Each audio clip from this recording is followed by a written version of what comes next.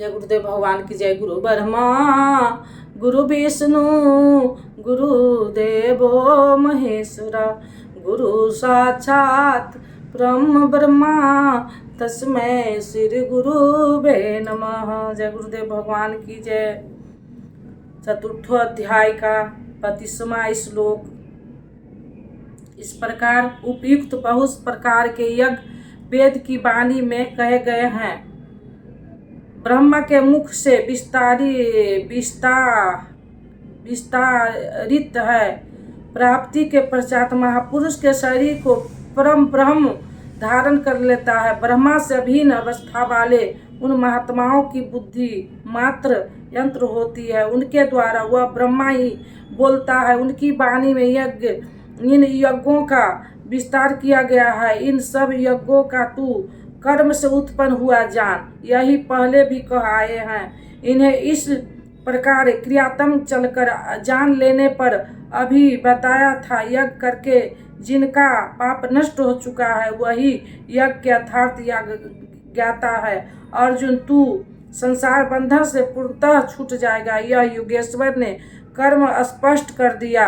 वह हरकत कर्म है जिससे उपयुक्त पूर्ण यज्ञ पूर्ण होते हैं। अब यदि देवी संपत्ति का अर्जन, सतगुरु का ध्यान, इंद्रियों का संयम, प्रवास श्वास का प्रवास में हवन, प्रवास का श्वास में हवन, प्राण अपान की गति का निरोध खेती करने से होता तो व्यापार नौकरी या निरोध खेती करने से होता तो व्यापार नौकरी या राजनीतिक करने से होता तो आप करिए। यज्ञ तो ऐसी क्रिया है जो पूर्ण होते ही तत्क्षण परम ब्रह्म में प्रवेश दिला देती है। ब्रह्मा किसी भी कार्य से आप तत्क्षण ब्रह्म में प्रवेश पा जाते हो तो कीजिए। प्रस्तुत यह सब के सब यज्ञ चिंतन की अंत क्रियाएं हैं। आराधना का चिंतन है जिससे आराध्य देव विदित होते हैं। यज्ञ उस आराध्य तक की दूरी तय करने की निर्धारित प्रक्रिया विशेष है। यह यज्ञ श्वास, प्रवास, प्राणायाम इत्यादि जिस क्रिया से उत्पन्न होते हैं उस कार्य प्रणाली का नाम कर्म है। कर्म का शुद्ध अर्थ है आराधना, चिंतन। प्राय लोग कहते हैं कि संसार में कुछ भी किया जाए तो हो गया कर्म। कामना से रहित होकर कुछ भी करते जाओ हो गया निष्काम कर्मयोग। कोई कहता है कि अधिक लाभ के लिए विदेशी वस्त्र बेचते हैं तो आप सकामी हैं। देश सेवा के लिए स्वदेशी बेचते हैं तो हो गए निष्काम कर्मयोगी। निष्ठा पूर्वक नौकरी करे, हानि लाभ की चिंता से मुक्त होकर व्यापार करे तो हो गए निष्काम कर्मयोगी। जय पराजय की भावना से मुक्त होकर युद्ध करे, चुनाव लड़े, हो गए निष्कर्मी। मरोगे तो मुक्ति हो जाए, परंतु ऐसी कुछ भी नहीं है। योगेश्वर श्री कृष्ण ने स्पष्ट शब्दों में बताया कि इस निष्काम कर्म में निर्धारित क्रिया एक ही है। अर्जुन, तू निर्धारित कर्म को कर। यज्ञ की प्रक्रिया ही कर्म है। यज्ञ क्या है? श्वास प्रवास का हवन, इंद्रियों का संयम, सब यज्ञ स्वरूप महापुरुष का ध्यान, प्राणायाम, प्राणों का निरोध, यही मन की विजाता अवस्था है। मन का ही प्रसार जगत है। श्री कृष्ण के शब्दों में उन पुरुषों द्वारा चराचर जगत यही जीत लिया गया जिनका मन समतब में स्थिर है। भला मन के समतब और जगत के जीतने से क्या संबंध है? यदि जगत को जीत लिया तो रुका कहाँ? पर तब कहते हैं वह ब्रह्म निर्दोष और सम है। इधर मन भी निर्दोष और समस्तब्ध है, स्थिति वाले हो गया, अतः वह ब्रह्म में स्थिर हो जाता है। मन का प्रसार ही जगत है। चराचर जगत ही हवन सामग्री के रूप में है। मन के सर्वथा निरोध होते ही जगत का निरोध हो जाता है। मन का निरोध के साथ यज्ञ की परिणाम निकल आता है। यज्ञ जिसकी सृष्टि करता है उस ज्ञान अमृत का पान करने वाला पुरुष सनातन ब्रह्म में प्रविष्ट हो जाता है। यही सभी यज्ञ बृहस्पति महापुरुष की वाणी द्वारा कहे गए हैं। ऐसा नहीं कि अलग अलग संप्रदायों के साधक अलग अलग प्रकार के यज्ञ करते हैं, बल्कि ये सभी यज्ञ एक ही साधक ऊंची नीची अवस्थाएं हैं। यह यज्ञ जिस से होने लगे उस क्रिया का नाम कर्म है। संपूर्ण गीता में एक ही श्लोक ऐसा नहीं है जो संसारिक कार्य व्यापार का समर्थन करता हो। प्राय यज्ञ का नाम आने पर लोग बाहर एक यज्ञ वेदी बनाकर तिल जौ लेकर स्वाहा बोलते हुए हवन प्रारंभ कर देते हैं। यह एक धोखा है। दर्भ यज्ञ दूसरा है, जिससे श्री कृष्ण ने कई बार कहा पशु बलि प्रस्तुत दाह इत्यादि से इनका कोई संबंध नहीं है। अर्जुन, सांसारिक द्रव्यों से सिद्ध होने वाली यज्ञ की अपेक्षा ज्ञान यज्ञ जिसका परिणाम ज्ञान साक्षात्कार है, यज्ञ जिसकी सृष्टि करता उस अमृत तत्व की जानकारी का नाम ज्ञान है। ऐसे यज्ञ शेषकर है, परम कल्याणकारी है। ऐसे पार्थ संपूर्ण कर्म ज्ञान में शेष हो जाते हैं, भली प्रकार समाहित हो जाते हैं। ज्ञान यज्ञ की प्रकाष्ठा है, उसके उस तत्पश्चात कर्म किए जाने से न कोई लाभ और न छोड़ देने से उस महापुरुष की कोई क्षति ही होती है। इस प्रकार भौतिक द्रव्यों से होने वाली यज्ञ की भी यही, किंतु उस यज्ञ की तुलना में जिसकी परिणाम साक्षात्कार है उस ज्ञान यज्ञ की अपेक्षा अत्यंत अल्प है। आप करोड़ों का हवन करे, सैकड़ों यज्ञ वेदी बना ले, सतपथ पर दर्भ लगावे, साधु संत महापुरुष की सेवा में दर्भ लगावे, किंतु इस ज्ञान यज्ञ की अपेक्षा अत्यंत अल्प है। प्रस्तुत यज्ञ प्रवास श्वास प्रवास का है, इंद्रियों के संयम का है, मन के निरोध का है। जैसा श्री कृष्ण अभी बता आए हैं कि यज्ञ को प्राप्त कहाँ से किया जाए, इसी विधि से सीखे। मंदिर मस्जिद गिरजा घर में मिलेगा या पुस्तक में, तीर्थ यात्रा में मिलेगा या स्नान करने से मिलेगा। श्री कृष्ण कहते हैं नहीं, इसका तो एक ही स्रोत है, तत्व स्थिति महापुरुष। इसलिए अर्जुन, तू तत्वदर्शी महापुरुष के पास जाकर भली प्रकार परनत होकर दंडवत प्रणाम करके अहंकार त्याग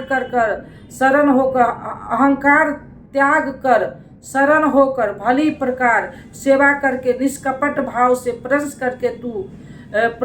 करके तू उस ज्ञान को जान। वे तत्व को जानने वाले ज्ञानी जन तेरे लिए उस ज्ञान का उपदेश करेंगे, साधना पथ पर चलाएंगे। समर्पित भाव से सेवा करने के उपरांत ही इस ज्ञान को सीखने की क्षमता आती है। तत्वदर्शी महापुरुष परम तत्व परमात्मा का ही प्रत्यक्ष दर्शन कराने वाले हैं। वे यज्ञ की विधि विशेष के ज्ञाता हैं और वही आपको भी सिखाएंगे। यदि अन्य यज्ञ होता तो ज्ञानी तत्वदर्शी की क्या आवश्यकता थी। स्वयं भगवान के सामने ही तो अर्जुन खड़ा था, भगवान उसे तत्वदर्शी के पास क्यों भेजते हैं। वे प्रस्तुत श्री कृष्ण योगी थे। उनका आशय है कि आज तो अनुरागी अर्जुन में समकक्ष स्थिति है। भविष्य में अनुरागियों को कहीं भ्रम न हो जाए कि श्री कृष्ण तो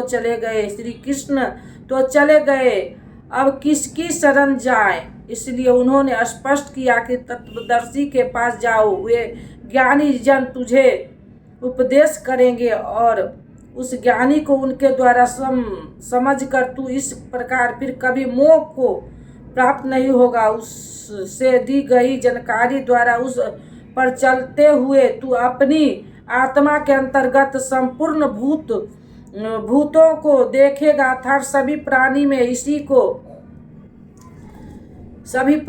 इसी को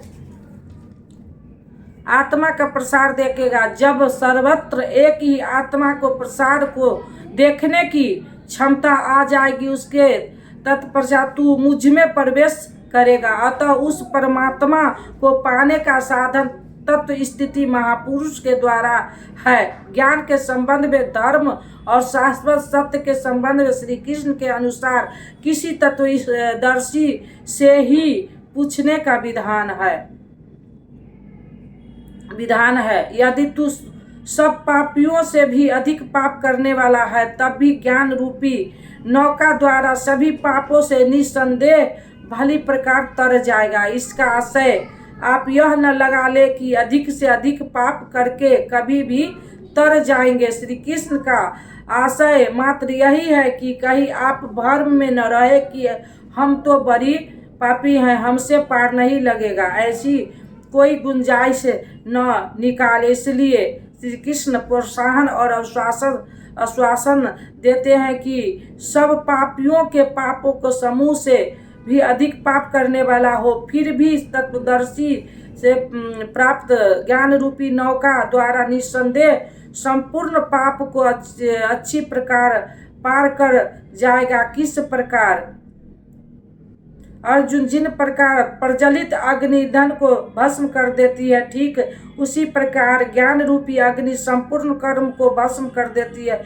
यही ज्ञान की प्रवेशिका नहीं है, यहाँ से यज्ञ में प्रवेश मिलता है। प्रश्न यह ज्ञान अर्थात संस्कार की प्रकाष्ठा का चिंतन, जिसमें पहले विजाति कर्म भस्म होते हैं और फिर प्राप्ति के साथ चिंतन कर्म भी उसी में विलीन हो जाती है। जिसे पाना था पा लिया, पाने अब आगे चिंतन कर किसे ढूंढे। ऐसा संस्कार करने वाला ज्ञानी संपूर्ण शुभाशुभ कर्मों का अंत कर देता हुआ संस्कार होगा, कहीं बाहर होगा अथवा भीतर। इस पर कहते हैं इस संसार में ज्ञान के समान पवित्र करने वाला निस्संदेह कुछ भी नहीं है। इस ज्ञान के संस्कार को तू स्वयं दूसरा नहीं, योग की परिपक्व अवस्था में आरंभ में नहीं, अपनी आत्मा के अंतर्गत हृदय देश में ही अनुभव करेगा, बाहर नहीं। इस ज्ञान के लिए कौन सा योग्यताएं अपेक्षित है?